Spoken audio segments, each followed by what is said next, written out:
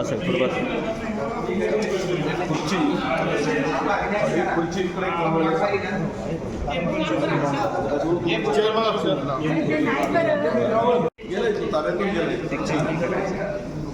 काय तो तिकडे तिकडे डोळे दाखवू शकत नाही. पाकिस्तान. नमस्कार. अरे आपली व्यवस्था नको दुष्काळ जाऊ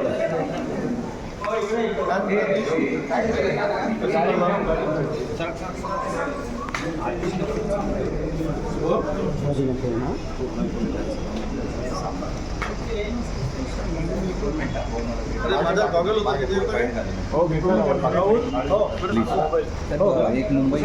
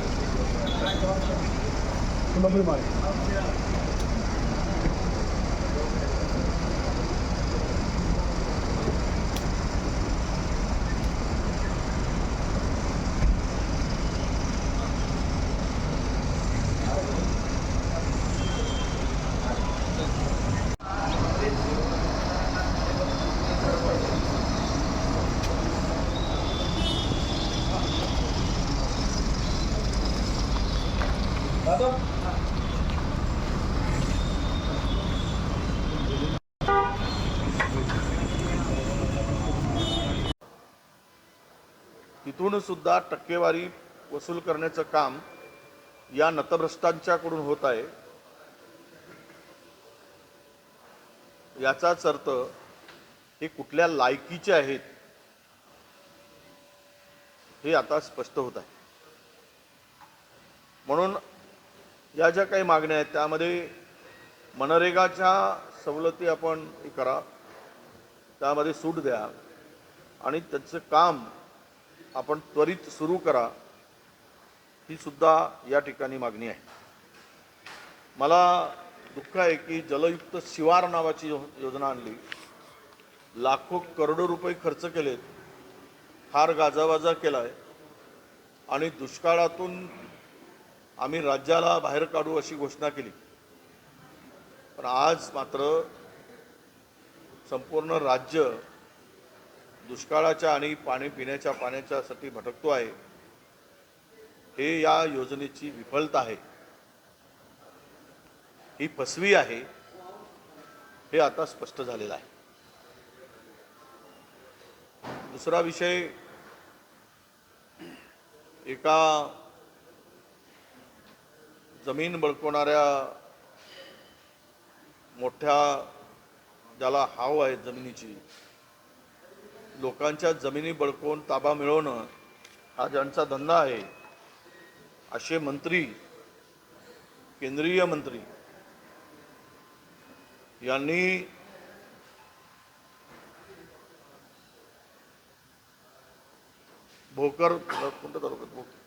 भोकरदन तालुक्यातील जवखेडा गावच्या कुंभार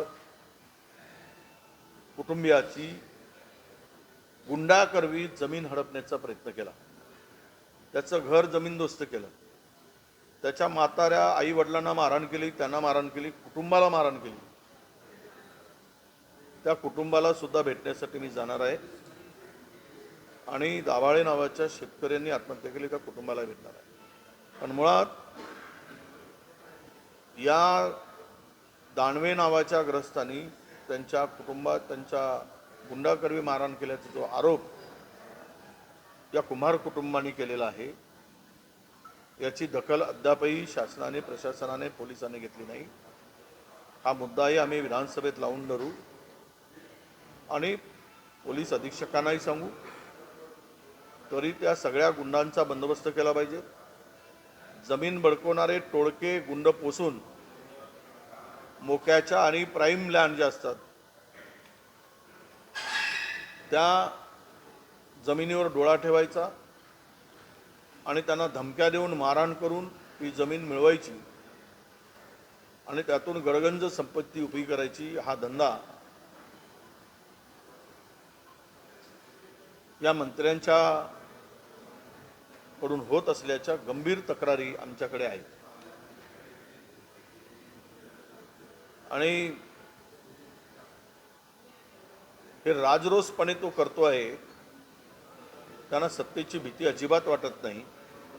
उद्या आमची राज्यात सरकार आली तर आम्ही एक या संदर्भात विशेष एक टास्क फोर्स नेमून अशा तक्रारी मागू आणि बडकवलेल्या जमिनी त्या शेतकऱ्याला, त्या व्यक्तीला परत करण्यासाठी नक्कीच आम्ही प्रयत्न करू. परंतु आज सामान्य जनतेच्या भरोशावर, लोकांच्या भरोशावर मतं मिळवून सत्तेची मस्ती अंगात कशी येते हे या घटनेतून आता आम्हाला मराठवाडा आणि विशेष करून लातूर आणि संभाजीनगर जिल्ह्यामध्ये दिसत आहे. त्या कुटुंबाला भेट दिल्यानंतर पुन्हा अधिक वस्तुस्थिती माहीत होईल, ते मी जालन्यामध्ये सांगणार.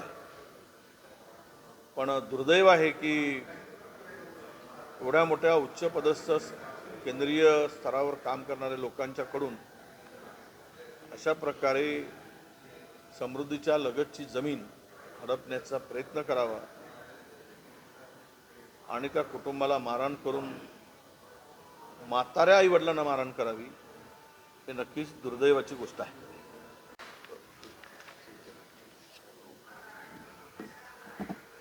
मराठवाड्यामध्ये किंवा राज्यामध्ये एकूणच दुष्काळाची परिस्थिती अत्यंत गंभीर आणि तीव्र स्वरूपाची आहे. मुळात राज्यामध्ये 73% एकूण दुष्काळाची परिस्थिती आहे, दुष्काळात. आणि विशेष करून मराठवाड्यामध्ये त्याचा झळा प्रचंड मोठ्या प्रमाणात आहे. राज्यामध्ये गेल्या वर्षामध्ये अनेक वेळा शेतकऱ्यांना अतिवृष्टीमुळे, अवकाळीमुळे आणि गारा पडल्यामुळे प्रचंड शेतीचं नुकसान झालं. नेहमी सरकारकडून आदेश येतात, पंचनामे करा, पंचनामे करा. परंतु पंचनामे होतात, मदत मात्र दिली जात नाही. गेल्या 4 महिन्यामध्ये वारंवार झालेल्या नैसर्गिक आपत्तीत कुठलीही मदत नाही. आणि त्यानंतर या मराठवाड्यामध्ये तर पिण्याच्या पाण्यापासून दुष्काळाने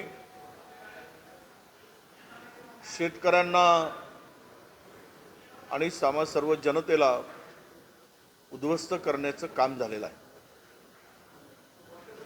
साधारण आत्ताच्या स्थितीमध्ये 1561 गावं संभाजीनगरमध्ये दुष्काळाच्या गर्तेत आहेत. मराठवाडा विभागामध्ये 1869 टँकरने आता पाणी पुरवठा होतोय. पण त्यातल्या त्यात संभाजीनगरमध्ये मात्र जवळपास 700 टँकर एकट्या संभाजीनगर जिल्ह्यामध्ये आहे. आणि या सगळ्या परिस्थितीमध्ये सर्वाधिक आत्महत्या कृषी मंत्र्यांच्या जिल्ह्यात बीडमध्ये झालेल्या आहेत.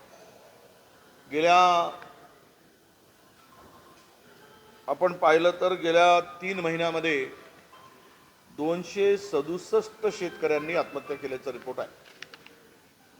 हा मराठवाड्यात सर्वाधिक शेतकऱ्यांच्या आत्महत्या झालेल्या 3 महिन्यामध्ये आपल्याला पाहायला मिळतात. हे एक राज्याचं दुर्दैव आहे आणि शासनाचं अपयश आहे असं मी मानतो. मुळात अनेक भागामध्ये आता पिण्याचं पाणी मिळत नाही, 15-15 दिवस मिळत नाही. ही परिस्थिती पाहण्यासाठी आमचे प्रदेशाध्यक्ष उद्या येत आहेत, त्यांची टीम तिकडे बघणार आहे काही जिल्ह्यात. मी सुद्धा आज 2 ठिकाणी 2-3 ठिकाणी जाऊन जालना जिल्ह्यामध्ये पाहणार आहे, कारण मी विदर्भाचा दौरा करणार आहे. विदर्भामध्ये सुद्धा अनेक भागामध्ये दुष्काळाची परिस्थिती आहे. मी आज मुद्दाम आलो तोय कुंभार कुटुंबाच्या भेटीसाठी आणि शेतकऱ्यांच्या दुष्काळी भागाची पाहणी करण्यासाठी आज आलेलो आहे. त्यातल्या त्यात काल एका शेतकऱ्यांनी आमच्या आत्महत्या केली, विठ्ठल दाभाडे पिंपळकुंड्याच्या. कारण काय, तर या शेतकऱ्याला शेती गहाण ठेवून कर्ज काढलं,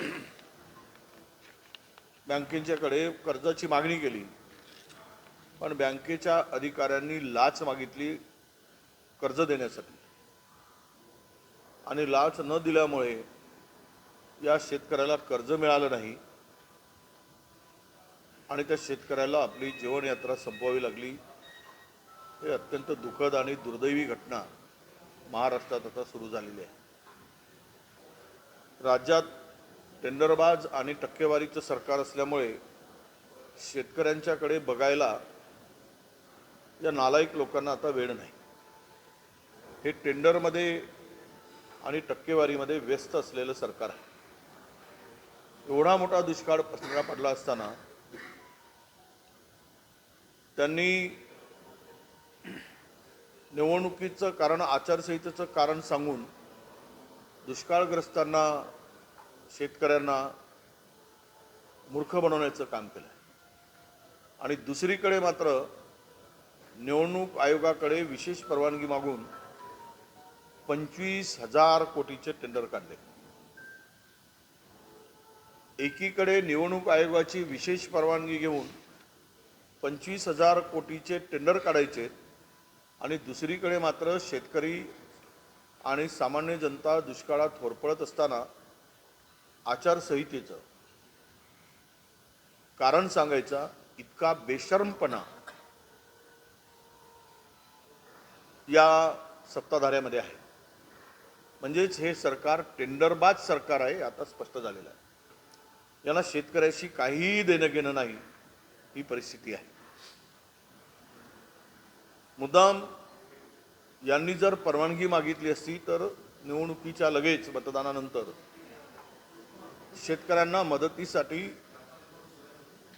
निवडणूक आयोगाकडून परवानगी सहज मिळाली असती. पण त्यांना ती मदत करायची नाही आहे, हेच यातून स्पष्ट होत आहे. या 4 महिन्यामध्ये अनेक भागामध्ये गारा पडल्या, अवकाळी पाऊस आला, त्यातूनही होतं थोडं बहुत होतं, तेही नुकसान झालं. विशेष करून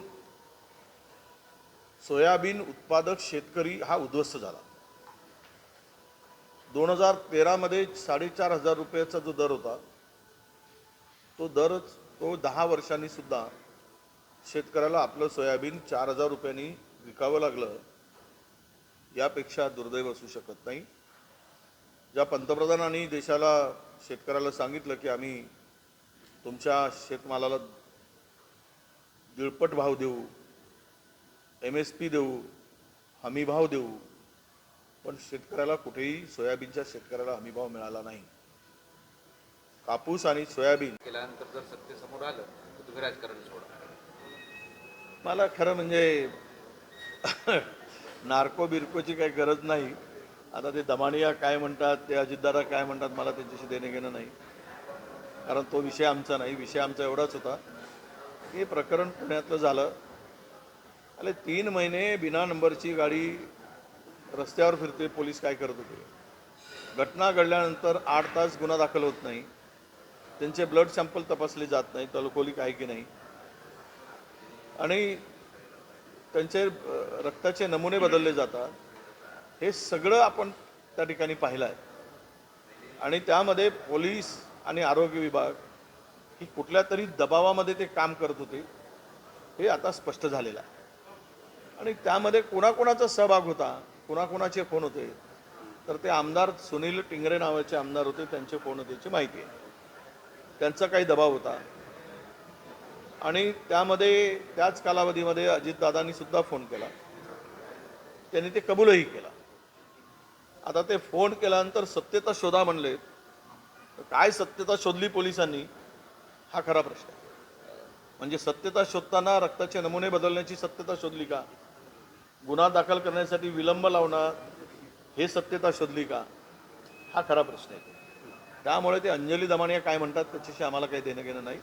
ही प्रकरणाची चौकशी ही न्यायालयीन व्हावी किंवा आमचे प्रदेश अध्यक्षांनी सांगितल्याप्रमाणे CBI चौकशी व्हावी. CBI चौकशी करून उपयोग, न्यायालयीन चौकशीला महत्त्व जास्त असते. दोन्हीपैकी कुठली तरी चौकशी करावी अशी आमची मागणी आहे. डॉक्टर नत्तावरेंची नियुक्ती ही सनुश्री यांनी केली असे ससूनचे टीम यांनी मान्य केलं होते की राजकीय हस्तक्षेप आहे. परंतु आता सनुश्री असं म्हणतात की मंत्री काय देव आहे. असं हे आमदार साधारणतः पत्र घेऊन जातात, मी कोणाला पाठीशी घालत नाही. त्यावेळेस मंत्री त्या बदलीला मान्यता देतात किंवा त्याला कारवाई करतात. पण मुळात आता अलीकडे काय झालं की गेल्या 10 वर्षामध्ये आरोपींना पाठीशी घालण्याचं कामच सुरू झालं. खरं तर ससूनसारख्या मोठ्या हॉस्पिटलमध्ये जी डॉक्टर पाहिजेत, कारण ते एक पुणेकरांसाठी फार मोठं एक गरीब सामान्य माणसासाठी सेवेचं स्थळ म्हणून मानलं जातं. पण त्यामध्ये तो तावरेला तत्कालीन आरोग्य संचालक म्हैसेकर साहेब यांनी तर निलंबित करा म्हणून प्रस्ताव दिला होता. त्यानंतर त्यांच्या बदलीचा प्रस्ताव मंत्रालयात गेला 16 अधिकाऱ्यांचा, त्याच्यामध्ये तावरेंचं नाव होतं. CMO ऑफिस शिंदे साहेबांच्या ऑफिसनी कोण OSD आहे माहीत नाही, पण त्यांनी त्याच्या नावाला राऊंड मारून CMनी त्यांची बदली थांबवली आणि इतर 15 अधिकाऱ्यांची बदली केली. त्या कालावधीमध्ये एक मोठा सराईत शूटर त्या हॉस्पिटलमध्ये ॲडमिट होता आणि तो त्या राजकीय लोकांच्या जवळचा होता. त्याला VIP सेवा पुरवण्यासाठी तावरेची आवश्यकता होती. गेली 10 वर्ष तावरे तिथे आहे, त्याची बदली होत नाही.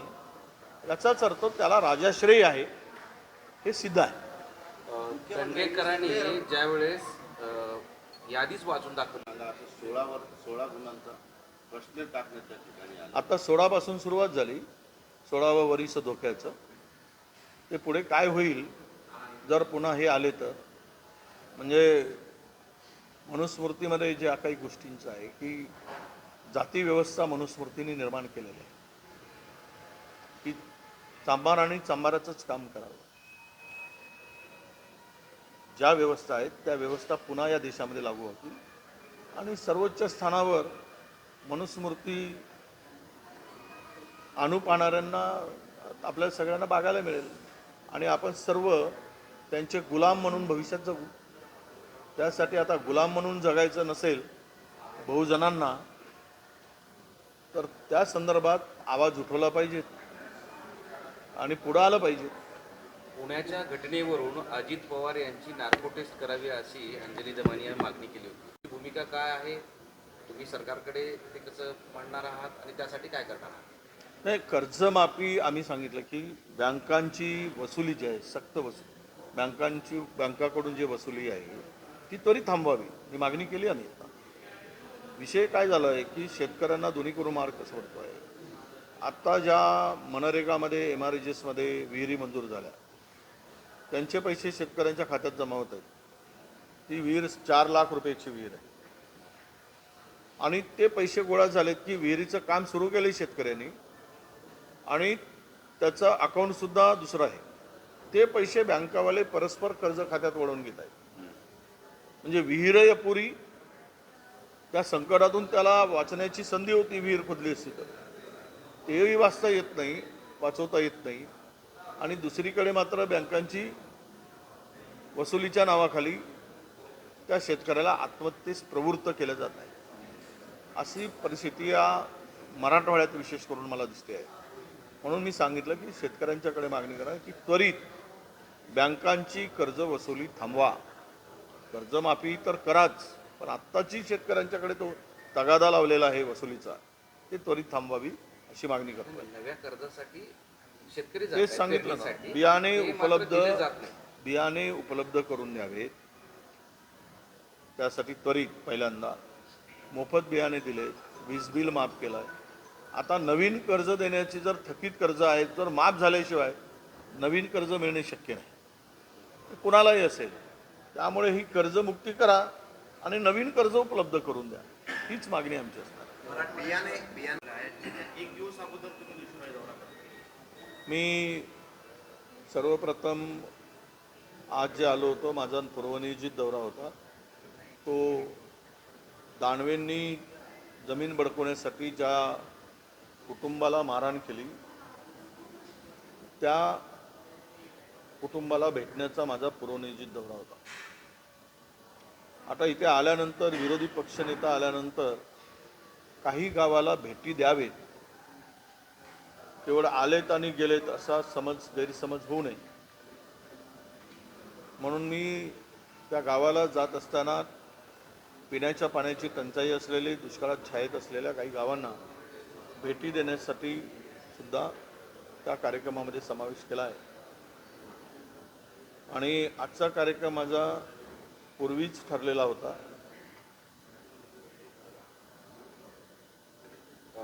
तुम्ही अशी एक काय घडलं ते तुम्हाला माहीत आहे, त्याबद्दल तुमचं काय म्हणणं आहे, तुमची काय भूमिका आहे? नाही, जितेंद्र आव्हाड हे पुरोगामी विचाराचा एक सच्चा पाहिजे.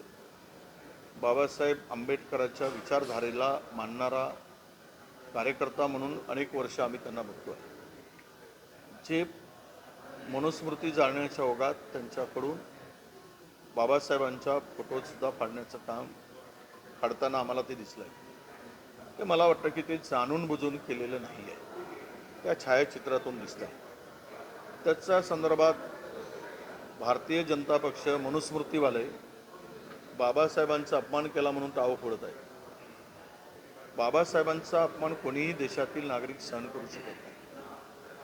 पण ज्यांना बाबासाहेबांना या देशाचे कायदा मंत्री होण्यापासून अडचण होती, विरोध होता, ती लोक मनुवादी लोक बाबासाहेबांचा अपमान झाला म्हणून म्हणतात. ते हृदयातून म्हणतात की मनातून म्हणतात, की पोटातून म्हणतात की ओठातून म्हणतात, हा खरा प्रश्न आहे. मला चुकीला माफी नाही एवढं खरं आहे. ती चूक आहेच त्यांची, त्यांनी माफी मागितली आहे आणि सार्वजनिक माफी मागितली आहे. ते जाणून बुजून केलेली चूक मला ते सगळं बघताना दिसत नाही. पण एक बाबासाहेबांच्या विचारांचा आणि मानणारा, आम्ही जसे त्या विचाराला घेऊन आहोत तोच विचार मला नेहमी जितेंद्र आव्हाडांचा दिसलेला आहे. पण झालेली चूक मात्र ती स्पष्ट दिसते आहे. त्यामुळे लोकांच्या मनात काही उद्रेक असेल तर त्यांनी माफी मागितली आहे. पण चूक ही जाणून बुजून झाल्याचं मात्र मला दिसत नाही. भाजप राज्यभर आंदोलन करते आज. ते मनुस्मृतीला जो आता अभ्यासक्रमामध्ये मनुस्मृतीचा काही समावेश होणार आहे, तर तो जे आता पुढे आलेला विषय आहे तो बाजूला सारण्यासाठी हा एक कट आहे असं मी मानतो. नागपूर विद्यापीठात बीएच्या प्रश्नपत्रिका 4000 स्क्वेअर किलोमीटर चीन भारताच्या हद्दीमध्ये घुसलेला आहे. 55 सर्चिंग पॉईंटपैकी 36 सर्चिंग पॉईंट चीनच्या ताब्यात गेलेले आहे. तिथे भारतीय सैनिक जाऊ शकत नाही. पण आमचे देशाचे पंतप्रधान हे पाकिस्तान भारतच म्हणत आहे आणि चीनकडे यांचे पिवळे डोळे नाही, निळे नाही आणि लालही दिसत नाही. ते यांचे डोळे काळे पडले आहेत असं म्हणायला हरकत नाही. धन्यवाद. मंत्री परदेशात गेल्याची माहिती आहे. राज्यातील शेतकऱ्यांना दुष्काळाच्या संकटात घालून शेतकऱ्याला 45 डिग्री टेम्परेचरमध्ये बियाणासाठी लाईनमध्ये उभं करून तुम्ही घामाच्या धारा त्यांच्या शरीरातून काढून हे मात्र थंड हवा घेण्यासाठी गेले. हे खरं दुर्दैव आहे असं मी म्हणालो. विशेष करून मराठवाड्यासारख्या भागामध्ये, ज्या भागातले कृषी मंत्री, ज्या जिल्ह्यामध्ये सर्वाधिक आत्महत्या झाल्या, ज्या जिल्ह्यामध्ये मोठ्या प्रमाणात टँकरची आणि दुष्काळाची गावं आहेत, अशा जिल्ह्याच्या मध्ये मोठं संकट असताना सुद्धा आणि त्या विभागात संकट असताना हे बाहेर जाऊच कसे शकतात? इतकी शेतकऱ्याप्रती अनास्थांची कशी असू शकते? हा खरा प्रश्न. त्यामुळे ह्यांना काही देणं घेणं नाही शेतकऱ्याशी. तुम्ही मरा, वाचा, काय करा, म्हणजे तुमच्या विभागीय बैठकीला मंत्री उपस्थित राहत नाहीत. कशाला झक मारायला मंत्री झालात तुम्ही? म्हणून जनता यांचा बंदोबस्त करेल. इतकी मस्ती आली आहे सत्तेची, टक्केवारी खायची, की राज्याला लुबाडण्याचंच काम आहे. लुबाडण्यात व्यस्त आहे. आपले धंदे इस्टॅब्लिश करा, लुटा, जेवढं लुटता येईल तेवढं लुटा. पुण्याच्या एक्सप्रेस, पुण्याचा रिंग रोडसाठी 36% ते 49% अभाव काम दिलंय. आणि ते अभावचे पैसे तिघेही पुणेकर, बारामतीकर, ठाणेकर वाटून घेत आहे.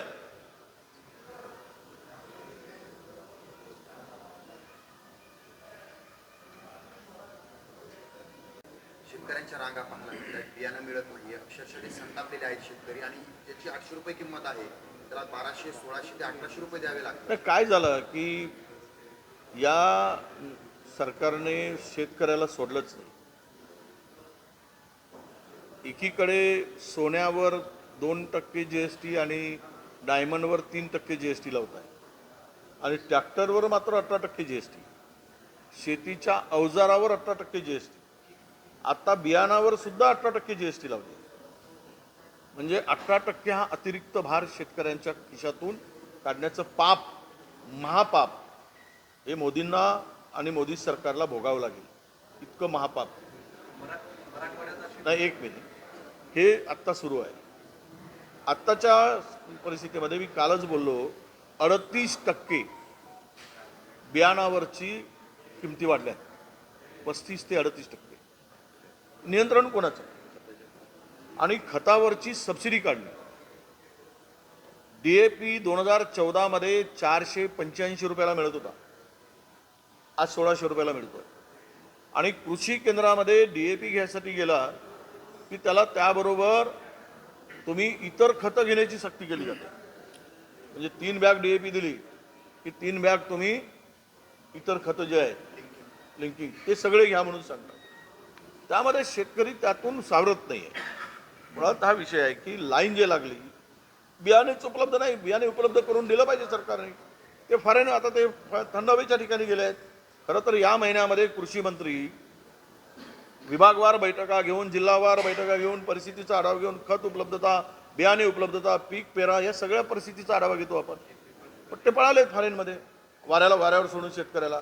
तुम्ही मरा, माझी झाली निवडणूक, बहीण पडेल की येईल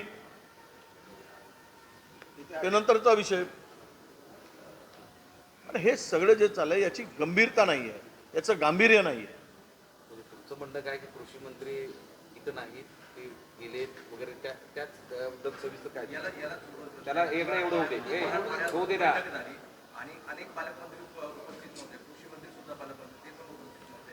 त्यांच्यासोबत पालकमंत्री विदेशात होते. आधी कृषी मंत्र्यांच्या संदर्भात तुम्ही आता बोलता मला त्याच्यात होतं ना दर्गीकरांनी तुमच्या त्यावेळेस. आता शंभूराज देसाई कडून असं सांगण्यात आलेलं आहे की जी नावं घेतलीत त्या नावावरून त्यांना नोटीस पाठवली जाणार.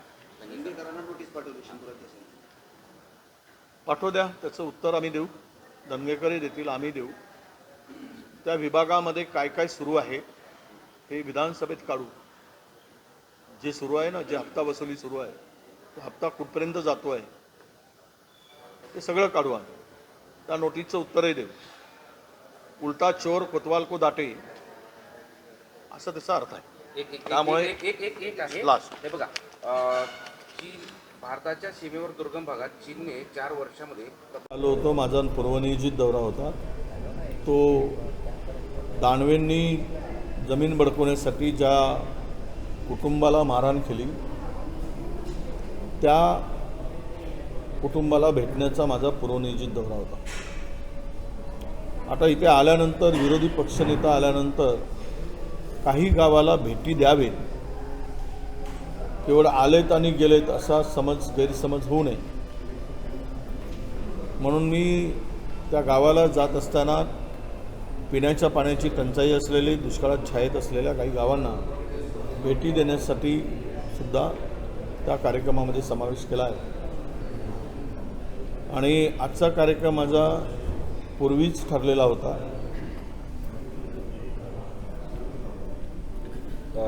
तुम्ही अशी एक मागणी केलेली आहे की कर्जमाफी करावी, बियाणे मोफत द्यावं, सोबत तुम्ही असं म्हणाल की वीज बिल पण माफ करावं किंवा त्याची वसुली करू नये. पण त्याच्या पलीकडे जाऊन आता पेरणीसाठी कर्जासाठी शेतकरी बँकेच्या दारात आहेत, पण त्या बँका देत नाहीत. त्यांचं असं म्हणणं आहे की पुन्हा कर्जमाफीचं ओझं आमच्यावर पडेल आणि मग या शेतकऱ्यांना परत वसुलीसाठी अडचण होईल वगैरे वगैरे सगळं.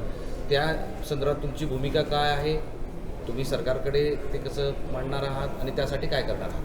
नाही, कर्जमाफी आम्ही सांगितलं की बँकांची वसुली जी आहे, सक्त वसूल बँकाकडून जी वसुली आहे ती त्वरित थांबवावी ही मागणी केली आम्ही. आता विषय काय झाला आहे की शेतकऱ्यांना दोन्ही करून मार्ग कसं पडतो आहे. आत्ता ज्या मनरेगामध्ये MRGSमध्ये विहिरी मंजूर झाल्या त्यांचे पैसे शेतकऱ्यांच्या खात्यात जमा होत आहेत. ती विहीर 4 लाख रुपयाची विहीर आहे आणि ते पैसे गोळा झालेत की विहिरीचं काम सुरू केलं शेतकऱ्यांनी आणि त्याचं अकाउंटसुद्धा दुसरं आहे. ते पैसे बँकावाले परस्पर कर्ज खात्यात वळवून घेत आहेत. म्हणजे विहीर अपुरी, त्या संकटातून त्याला वाचण्याची संधी होती विहीर खोदली असती तर तेही वाचता येत नाही, वाचवता येत नाही. आणि दुसरीकडे मात्र बँकांची वसुलीच्या नावाखाली त्या शेतकऱ्याला आत्महत्येस प्रवृत्त केलं जात आहे. अशी परिस्थिती या मराठवाड्यात विशेष करून मला दिसते आहे. म्हणून मी सांगितलं की शेतकऱ्यांच्याकडे मागणी करा की त्वरित बँकांची कर्ज वसुली थांबवा. कर्जमाफी तर कराच, पण आत्ताची शेतकऱ्यांच्याकडे तो तगादा लावलेला आहे वसुलीचा, ते त्वरित थांबवावी अशी मागणी करतो. नव्या कर्जासाठी शेतकरी तेच सांगितलं ना, बियाणे उपलब्ध करून द्यावेत. त्यासाठी त्वरित पहिल्यांदा मोफत बियाणे दिले, वीज बिल माफ केलं. आता नवीन कर्ज देण्याची जर थकीत कर्ज आहेत जर माफ झाल्याशिवाय नवीन कर्ज मिळणे शक्य नाही, कुणालाही असेल. त्यामुळे ही कर्जमुक्ती करा आणि नवीन कर्ज उपलब्ध करून द्या, हीच मागणी आमची असते. बियाणं घेण्यासाठी अकोला असेल किंवा इतर जिल्ह्यांमध्ये असेल शेतकऱ्यांच्या रांगा पाहायला मिळतात. बियाणं मिळत नाही आहे. अक्षरशः ते संतापलेले आहेत शेतकरी आणि ज्याची 800 रुपये किंमत आहे त्याला 1200, 1600 ते 1800 रुपये द्यावे लागतात. काय झालं की या सरकारने शेतकऱ्याला सोडलंच नाही. एकीकडे सोन्यावर 2% GST आणि डायमंडवर 3% GST लावत आहे आणि ट्रॅक्टरवर मात्र 18% GST, शेतीच्या अवजारावर 18% GST, आता बियाणावर सुद्धा 18% GST लावले. म्हणजे 18% हा अतिरिक्त भार शेतकऱ्यांच्या खिशातून काढण्याचं पाप, महापाप हे मोदींना आणि मोदी सरकारला भोगावं लागेल. इतकं महापाप नाही. 1 मिनिट, हे आत्ता सुरू आहे. आत्ताच्या परिस्थितीमध्ये मी कालच बोललो 38% बियाणावरची किमती वाढल्यात, 35 ते 38%. नियंत्रण कोणाचं? आणि खतावरची सबसिडी काढली. DAP 2014 485 रुपयाला मिळत होता, आज 1600 रुपयाला मिळतो. आणि कृषी केंद्रामध्ये DAP घ्यायसाठी गेला की त्याला त्याबरोबर तुम्ही इतर खतं घेण्याची सक्ती केली जाते. म्हणजे 3 बॅग DAP दिली की 3 बॅग तुम्ही इतर खतं जे आहेत लिंकिंग ते सगळे घ्या म्हणून सांगतात. त्यामध्ये शेतकरी त्यातून सावरत नाही आहे. मुळात हा विषय आहे की लाईन जे लागली, बियाणेच उपलब्ध नाही. बियाणे उपलब्ध करून दिलं पाहिजे सरकारने. ते फारेने आता ते थंड हवेच्या ठिकाणी गेले आहेत. खरं तर या महिन्यामध्ये कृषी मंत्री विभागवार बैठका घेऊन, जिल्हावार बैठका घेऊन, परिस्थितीचा आढावा घेऊन, खत उपलब्धता, बियाणे उपलब्धता, पीक पेरा या सगळ्या परिस्थितीचा आढावा घेतो आपण. पण ते पळाले फॉरेनमध्ये, वाऱ्यावर सोडून शेतकऱ्याला तुम्ही मरा, माझी झाली निवडणूक, बहीण पडेल की येईल ते नंतरचा विषय. आणि हे सगळं जे चाललंय याची गंभीरता नाही आहे, याचं गांभीर्य नाही आहे.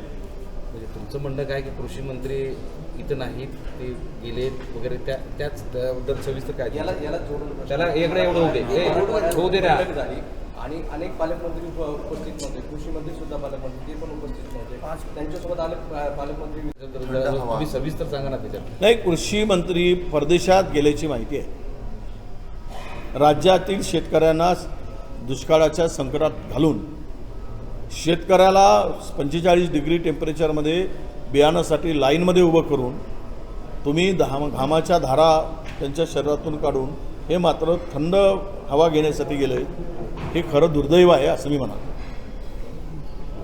विशेष करून मराठवाड्यासारख्या भागामध्ये, ज्या भागातले कृषी मंत्री आहेत, ज्या जिल्ह्यामध्ये सर्वाधिक आत्महत्या झाल्या, ज्या जिल्ह्यामध्ये मोठ्या प्रमाणात टँकरची आणि दुष्काळाची गावं आहेत, अशा जिल्ह्याच्या मध्ये मोठं संकट असताना सुद्धा आणि त्या विभागात संकट असताना हे बाहेर जाऊच कसे शकतात? इतकी शेतकऱ्याप्रती अनास्थांची कशी असू शकते? हा खरा प्रश्न. त्यामुळे ह्यांना काही देणं घेणं नाही शेतकऱ्याशी. तुम्ही मरा वाचा काय करा, म्हणजे तुमच्या विभागीय बैठकीला मंत्री उपस्थित राहत नाहीत. कशाला झक मारायला मंत्री झालात तुम्ही? म्हणून जनता यांचा बंदोबस्त करेल. इतकी मस्ती आली आहे सत्तेची, टक्केवारी खायची, की राज्याला लुबाडण्याचंच काम आहे. लुबाडण्यात व्यस्त आहे. आपले धंदे इस्टॅब्लिश करा, लुटा, जेवढं लुटता येईल तेवढं लुटा.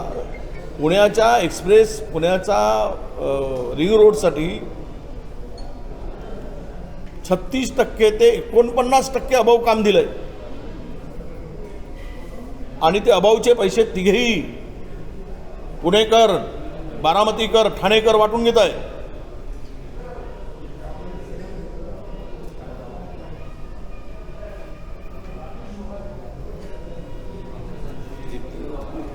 काल जितेंद्र आव्हाड आंदोलन करताना काय घडलं ते तुम्हाला हे पुरोगामी विचाराचा एक सच्चा पाहिजे. बाबासाहेब आंबेडकरांच्या विचारधारेला मानणारा कार्यकर्ता म्हणून अनेक वर्ष आम्ही त्यांना बघतो आहे. जे मनुस्मृती जाळण्याच्या ओघात त्यांच्याकडून बाबासाहेबांच्या फोटोसुद्धा फाडण्याचं काम काढताना आम्हाला ते दिसलं आहे. ते मला वाटतं की ते जाणून बुजून केलेलं नाही आहे. त्या छायाचित्रातून दिसतं आहे. त्याच्या संदर्भात भारतीय जनता पक्ष मनुस्मृतीवाले बाबासाहेबांचा अपमान केला म्हणून टाळं फोडत आहे. बाबासाहेबांचा अपमान कोणीही देशातील नागरिक सहन करू शकत नाही. पण ज्यांना बाबासाहेबांना या देशाचे कायदा मंत्री होण्यापासून अडचण होती, विरोध होता, ती लोक, मनुवादी लोक बाबासाहेबांचा अपमान झाला म्हणून म्हणतात. ते हृदयातून म्हणतात की मनातून म्हणतात, की पोटातून म्हणतात की ओठातून म्हणतात, हा खरा प्रश्न आहे. मला चुकीला माफी नाही एवढं खरं आहे. ती चूक आहेच त्यांची, त्यांनी माफी मागितली आहे आणि सार्वजनिक माफी मागितली आहे. ते जाणून बुजून केलेली चूक मला ते सगळं बघताना दिसत नाही. पण एक बाबासाहेबांच्या विचारांचा आणि मानणारा, आम्ही जसे त्या विचाराला घेऊन आहोत, तोच विचार मला नेहमी जितेंद्र आव्हाडांचा दिसलेला आहे. पण झालेली चूक मात्र ती स्पष्ट दिसती आहे. त्यामुळे लोकांच्या मनात काही उद्रेक असेल तर त्यांनी माफी मागितली आहे. पण चूक ही जाणून बुजून झाल्याचं मात्र मला दिसत. भाजप राज्यभर आंदोलन करते, भाजप राज्यभर आंदोलन करते आज. ते मनुस्मृतीला जो आता अभ्यासक्रमामध्ये मनुस्मृतीचा काही समावेश होणार आहे, तर तो जे आता पुढे आलेला विषय आहे तो बाजूला सारण्यासाठी हा एक कट आहे असं मी मानतो. नागपूर विद्यापीठात BAच्या प्रश्नपत्रिकेमध्ये संघ आणि RSSची कार्यपद्धती सांगा असं 16 गुणांचा प्रश्न टाकण्यात त्या ठिकाणी आला. आता 16 पासून सुरुवात झाली, 16वं वरीस धोक्याचं. ते पुढे काय होईल जर पुन्हा हे आले तर. म्हणजे मनुस्मृतीमध्ये ज्या काही गोष्टींचं आहे की जाती व्यवस्था मनुस्मृतीने निर्माण केलेलं आहे की चांभार आणि चांभाराचंच काम करावं. ज्या व्यवस्था आहेत त्या व्यवस्था पुन्हा या देशामध्ये लागू होतील आणि सर्वोच्च स्थानावर मनुस्मृती आणू पाहणाऱ्यांना आपल्याला सगळ्यांना बघायला मिळेल आणि आपण सर्व त्यांचे गुलाम म्हणून भविष्यात जगू. त्यासाठी आता गुलाम म्हणून जगायचं नसेल बहुजनांना, तर त्या संदर्भात आवाज उठवला पाहिजे आणि पुढं आलं पाहिजे. पुण्याच्या घटनेवरून अजित पवार यांची नार्को टेस्ट करावी अशी अंजली दमानी यांनी मागणी केली होती. त्यावर अजित पवारने सांगितलं खुशाल माझी नार्को टेस्ट करा. नार्को टेस्ट केल्यानंतर जर सत्य समोर आलं तर तुम्ही राजकारण सोडा. मला खरं म्हणजे नार्को बिरकोची काही गरज नाही. आता ते दमानिया काय म्हणतात, ते अजितदादा काय म्हणतात, मला त्याच्याशी देणं घेणं नाही, कारण तो विषय आमचा नाही. विषय आमचा एवढाच होता की प्रकरण पुण्यातलं झालं. आले 3 महिने बिना नंबरची गाडी रस्त्यावर फिरते, पोलीस काय करत होते. घटना घडल्यानंतर 8 तास गुन्हा दाखल होत नाही, त्यांचे ब्लड सॅम्पल तपासले जात नाही, अल्कोहोलिक आहे की नाही, आणि त्यांचे रक्ताचे नमुने बदलले जातात. हे सगळं आपण त्या ठिकाणी पाहिलं आहे. आणि त्यामध्ये पोलीस आणि आरोग्य विभाग ही कुठल्या तरी दबावामध्ये ते काम करत होते, हे आता स्पष्ट झालेलं आहे. आणि त्यामध्ये कोणाकोणाचा सहभाग होता, कोणाकोणाचे फोन होते, तर ते आमदार सुनील टिंगरे नावाचे आमदार होते, त्यांचे फोन होते याची माहिती आहे. त्यांचा काही दबाव होता. आणि त्यामध्ये त्याच कालावधीमध्ये अजितदादांनी सुद्धा फोन केला, त्यांनी ते कबूलही केला. आता ते फोन केल्यानंतर सत्यता शोधा म्हणले, तर काय सत्यता शोधली पोलिसांनी, हा खरा प्रश्न आहे. म्हणजे सत्यता शोधताना रक्ताचे नमुने बदलण्याची सत्यता शोधली का? गुन्हा दाखल करण्यासाठी विलंब लावणं हे सत्यता शोधली का? हा खरा प्रश्न आहे. त्यामुळे ते अंजली दमानिया काय म्हणतात त्याच्याशी आम्हाला काही देणं घेणं नाही. ही प्रकरणाची चौकशी ही न्यायालयीन व्हावी किंवा आमचे प्रदेश अध्यक्षांनी सांगितल्याप्रमाणे CBI चौकशी व्हावी. CBI चौकशी करून उपयोग, न्यायालयीन चौकशीला महत्त्व जास्त असते. दोन्हीपैकी कुठली तरी चौकशी करावी अशी आमची मागणी आहे. डॉक्टर दावरेंची नियुक्ती ही सनुश्री यांनी केली असे सचिन डेनी यांनी मान्य केलं होतं की राजकीय हस्तक्षेप आहे. परंतु आता सनुश्री असं म्हणतात की मंत्री काय देव आहे का? असं हे आमदार साधारणतः पत्र घेऊन जातात, मी कोणाला पाठीशी घालत नाही. त्यावेळेस मंत्री त्या बदलीला मान्यता देतात किंवा त्याला कारवाई करतात. पण मुळात आता अलीकडे काय झालं की गेल्या 10 वर्षामध्ये आरोपींना पाठीशी घालण्याचं कामच सुरू झालं. खरं तर ससूनसारख्या मोठ्या हॉस्पिटलमध्ये जी डॉक्टर पाहिजेत, कारण ते एक पुणेकरांसाठी फार मोठं एक गरीब सामान्य माणसासाठी सेवेचं स्थळ म्हणून मानलं जातं. पण त्यामध्ये तो तावरेला तत्कालीन आरोग्य संचालक म्हैसेकर साहेब यांनी तर निलंबित करा म्हणून प्रस्ताव दिला होता. त्यानंतर त्यांच्या बदलीचा प्रस्ताव मंत्रालयात गेला 16 अधिकाऱ्यांचा, त्याच्यामध्ये तावरेंचं नाव होतं. CMO ऑफिस शिंदेसाहेबांच्या ऑफिसनी, कोण OSDI माहीत नाही, पण त्यांनी त्याच्या नावाला राऊंड मारून CMनी त्यांची बदली थांबवली आणि इतर 15 अधिकाऱ्यांची बदली केली. त्या कालावधीमध्ये एक मोठा सराईत शूटर त्या हॉस्पिटलमध्ये ॲडमिट होता आणि तो त्या राजकीय लोकांच्या जवळचा होता. त्याला VIP सेवा पुरवण्यासाठी तावरेची आवश्यकता होती. गेली 10 वर्ष तावरे तिथे आहे, त्याची बदली होत नाही. याचाच अर्थ त्याला राजाश्रय आहे हे सिद्ध आहे. दंडेकरांनी ज्यावेळेस यादीच वाचून दाखवली होती, आरोप केला होता की या नेत्यांची नावं हप्ते कशी दिले जातात.